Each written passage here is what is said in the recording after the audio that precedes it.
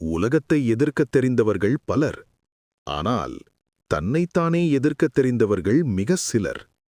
சாணக்கியர் சொல்வார், உன் எதிரி வெளியே இல்லை, அவன் உன் பழைய எண்ணங்களுக்குள் இருக்கிறான். இன்னைக்கு அந்த எதிரிய பத்தி பேசப் போறோம். அவன் பெயர் சுய சபோட்டாஜ். சுய சபோட்டாஜ் என்றால் என்ன? அது உன்னை நீயே கேள்வி கேட்பது, நான் இப்படித்தான்னு நம்புறத உடைப்பது, நேத்திருந்த நீய இன்னைக்கு சேலஞ்ச் பண்றது.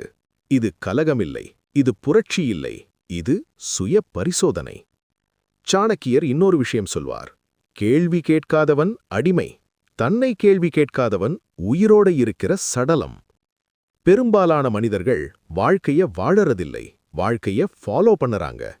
அப்பா சொன்ன வேலை, சமூகம் சொன்ன பாதை, பயத்துக்காக எடுத்த முடிவு, அதுதான் ரட், அதுதான் மெதுவான சாவு.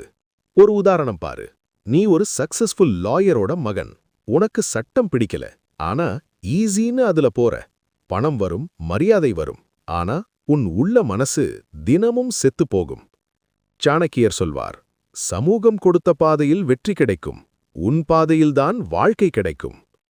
சுய சபோட்டாஜ் என்றால் அவசியம் வேற மாதிரி இருக்கணும்னு இல்ல. நீ உன்னை முழுசா ஆராய்ந்து இதே வாழ்க்கை எனக்கு சரின்னு சொன்னாலும் அது ஒரு முழுமையான வாழ்க்கைதான்.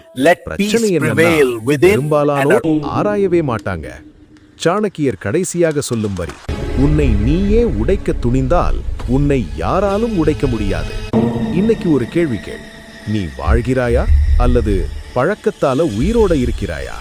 இந்த வீடியோ உங்க மனசுக்குள்ள ஒரு சின்ன நல்ல மாற்றத்தை கொடுத்திருந்தா லைக் பண்ணுங்க, உங்க ஃப்ரெண்ட்ஸுக்கிட்ட ஷேர் பண்ணுங்க.